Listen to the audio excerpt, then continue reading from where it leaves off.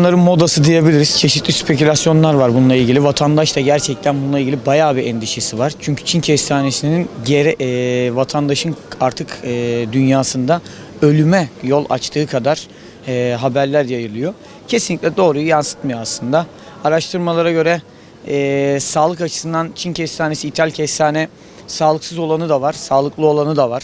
Tabii bu tatla bir alakalı, sağlıklı olan tatla alakalı bir durum. Bununla verim birazcık daha lezzet olarak birazcık daha yerli kestaneye göre çok ama çok kalitesiz, çok lezzetsiz diyebiliriz. Diğer kestane tamamen Türkiye'ye girdiğini sanmıyorum. Bununla ilgili yetkililer çalışma yapmıştır. Bunlar kaçak yolla girmiyor bir kere. Yani bunlar Türkiye'ye hayvan yemi olarak giren de var. Türkiye'ye yenilebilir kestane olarak giren de var. Bu konuyla ilgili çeşitli birimler tabii ki çalışma yapmıştır. Vatandaşın endişesi kesinlikle şu: vatandaş Çin kestanesiyle, ithal kestaneyle yerli kestaneyi nasıl ayırt edebiliriz? Bununla ilgili bizden açıkçası bilgi istiyorlar genelde. Geldiği zaman buraya da çok korkuları, çok endişeleri var.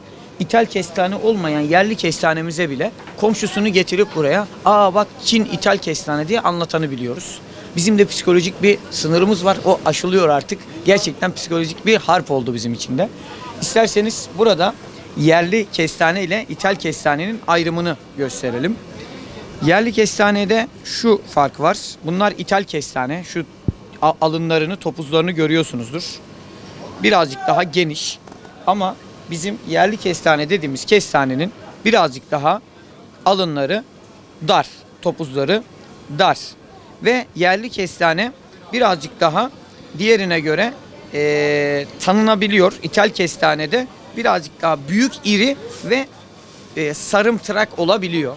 Sarımtırak olabiliyor. Bunu ayrımı gözetelim ama genelde vatandaşlar şu arkasındaki ilgili yerlerinden, yani alınlarından, topuzlarından fark edebilirler. Şu bariz farkı birazcık daha görebiliriz. Yerli kestanemiz ise 100 ila küçüklüğüne göre 250 arasında. Küçük kestane ise bir kere korkmayın. Birazcık daha büyüdüğü zaman endişe edebilirsiniz ama onda da açıkçası haftanın 7 günü, biz gibi haftanın 7 günü buralarda esnaf olan insanlar kesinlikle yapamaz. Veya sabit, belirli yerde bulunan insanlardan almaya korkmayın.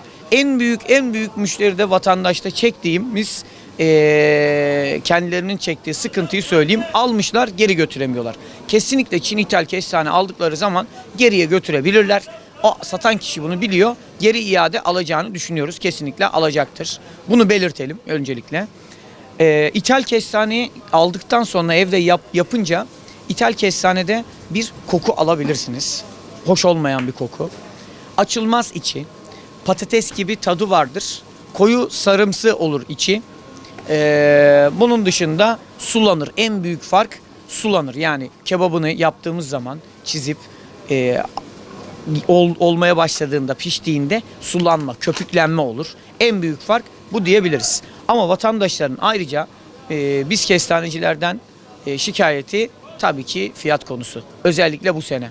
Bu sene fiyatların bu kadar yükselmesinin sebebi incirde, buğdayda, cevizde ve diğer ürünlerde mahsulün olmadığı gibi, o yazın hava şartlarının çok sıcak geçmesinden dolayı mahsulün olmadığı için diğer ürünlerde olduğu gibi bu ürünlerde de mahsul bu sene Türkiye'mizde çıkmadı. Bursa'da özellikle hiç yok.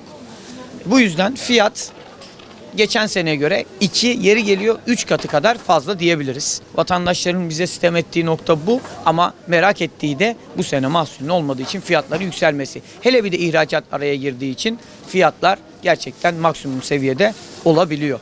2 kilosunu 200 lira, 100 liraya veriyordu kilosunu. 2 kilo aldım. Bundan sonra televizyonda gördüm, bozukmuş dediler. Hiç pişirmeden, bir şey yapmadan çöpe attım. Bunun gibiydi.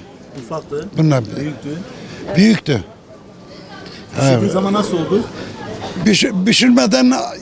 Pişirmeden kaldırdım attım televizyonda görünce. İthal kestanesindeki en büyük fark şu görmüş olduğunuz alınları, topuzları.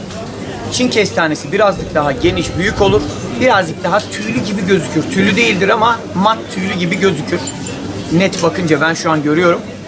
Net bakınca siz de göreceksiniz. Yerli kestane biraz daha alınları Çin kestanesine göre dardır.